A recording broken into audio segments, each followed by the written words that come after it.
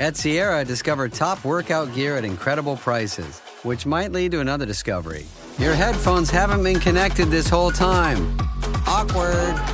Discover top brands at unexpectedly low prices. Sierra, let's get moving. Rinse knows that greatness takes time, but so does laundry. So Rinse will take your laundry and hand deliver it to your door expertly cleaned. And you can take the time pursuing your passions. Time once spent sorting and waiting, folding and queuing, now spent challenging and innovating and pushing your way to greatness. So pick up the Irish flute or those calligraphy pens or that daunting beef Wellington recipe card and leave the laundry to us. Rinse. It's time to be great. This is Optimal Living Daily, Metacognitive Exercises by Colin Wright of ExileLifestyle.com, and I'm your narrator, Justin Malik. I help start your day or end your day on the right foot, sharing articles and my commentary covering all good things like mental health, happiness, productivity, minimalism, and more. So with that, let's get right to it and continue optimizing your life. Metacognitive Exercises by Colin Wright of ExileLifestyle.com. Why did I just do that? This is a question I try to ask myself regularly. Being conscious of the reasons behind our actions isn't something most of us are taught to make time for, but I find it's an excellent way to ensure the way I live is aligned with what I believe, with the type of person I want to be. A simple example of this type of exercise is recognizing when you're behaving hypocritically. Do you complain and get angry when someone tailgates you, drives close behind you when you're on the road, but do you then turn around and do the same to others? This is a simple and relatively tame example of practical misalignment. You're ascribing one motivation to the person in the car behind you, assuming they're a horrible person, a bad driver, a jerk who cares nothing about the safety of those around them. But when you perform the same behavior, you either conveniently gloss over your actions, neglecting to notice what you're doing, or you justify them as somehow normal. You're a good driver with good reflexes, so you can get away with it. You're just being efficient. You're not really that close to the car in front of you, not compared to how close other people get. All of us in some aspect of our lives do these kinds of cognitive gymnastics to justify our bad behaviors.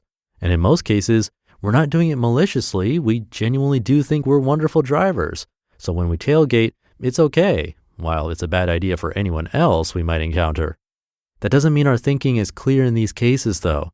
It just means that we're good at justification and warping the data to suit our actions. In other words, we're really good at making it seem like the status quo weighs heavily in our favor and that we don't need to change anything about ourselves while the world around us has a lot to work on. Metacognition means thinking about thinking.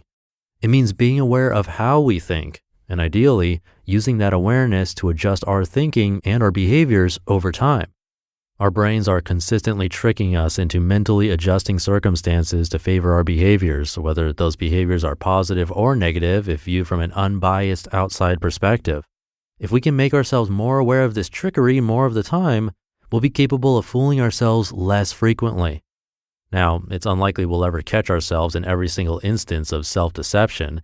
We engage in this all day, every day, more or less, so there's a great deal to work through.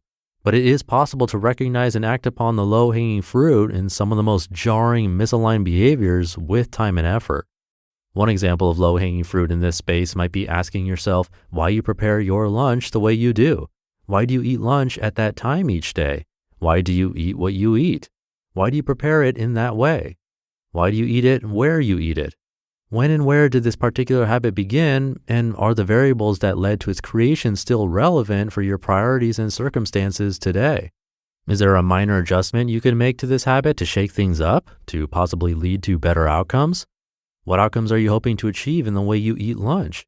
What other aspects of your life influence this particular habit, and how might those variables change if you were optimizing your life? Or how about this one? What am I stressed about right now? Why am I stressed about it? Is that stress rational or irrational? In other words, is it something I should legitimately be worried about, or am I worrying purposelessly? Is there something I can do immediately to address this stressor? Is this something for which there's nothing to be done, but perhaps to forgive myself, to forgive someone else? How might I change my thinking so that I avoid this kind of stress in the future? Another good exercise, and this is one I find myself engaging in a lot, is asking yourself if what you're doing is for you or for someone else. Is this habit, this routine, something that actually benefits me, or is it something I imagine benefits someone or something else? If the latter, who and how and why? Is it possible that your wires are crossed and you imagine this behavior is beneficial to someone else, but it's actually not? Is it possible your perception of the matter is based on old or bad data? Is it possible that asking might lead to a change in habits, in routines? Are you giving too much of yourself, harming yourself even, so that someone else can gain a tiny bit in the trade-off? Is that a worthwhile exchange? Is there a way to rebalance things so that you and whomever is on the other end achieve better outcomes? Is that person or those people on the other side still worth your sacrifice? Are you perhaps telling yourself that this behavior is for someone else when, in reality, it's something you do for you? Is that okay, or something you might want to change? One more valuable metacognitive exercise is checking in when you experience something that pulls you from psychological homeostasis, something that unbalances you or makes you feel high or low, sad or happy, awkward or confident. What was it about that specific interaction that made you feel that way? Have similar circumstances resulted in similar feelings previously? Is it something you can change?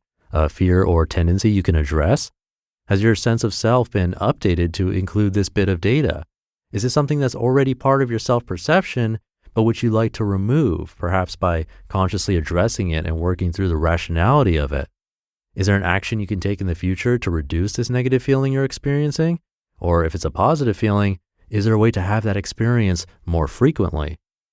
For me, this last exercise has been most valuable when I found myself unconsciously cutting someone down in small ways or being critical for reasons that weren't immediately evident.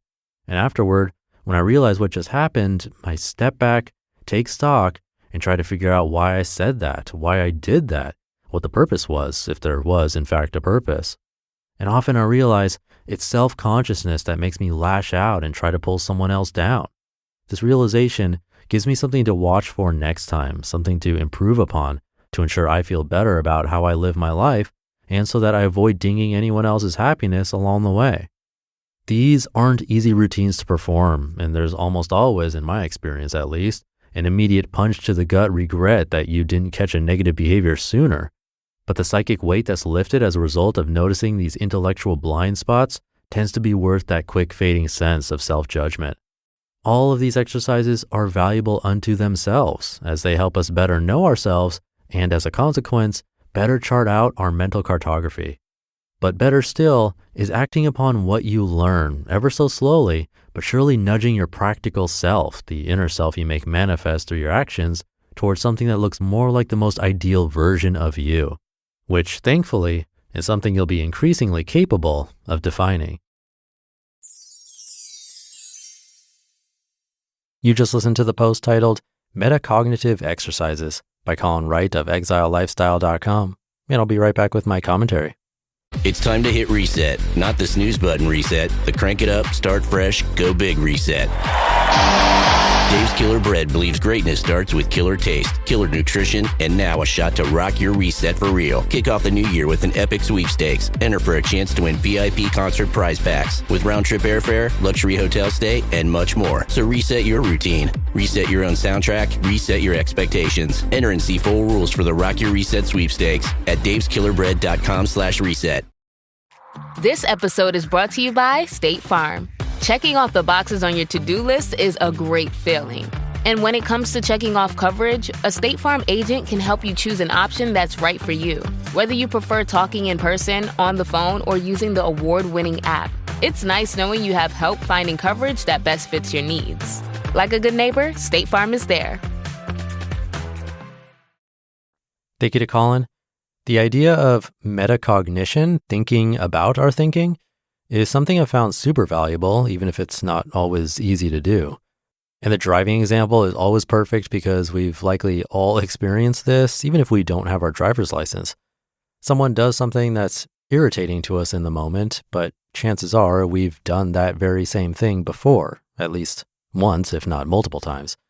And this really ties into something I mention frequently when we're talking about awareness. Our thoughts about something, not the actual thing itself, is what cause our reactions and mental suffering. A quick example, if you're playing American football and get tackled and your head hurts a little bit, you're probably not going to think much of it. But if you're working and that happens, it could set us off. Why now? What is this? Is it something medically scary?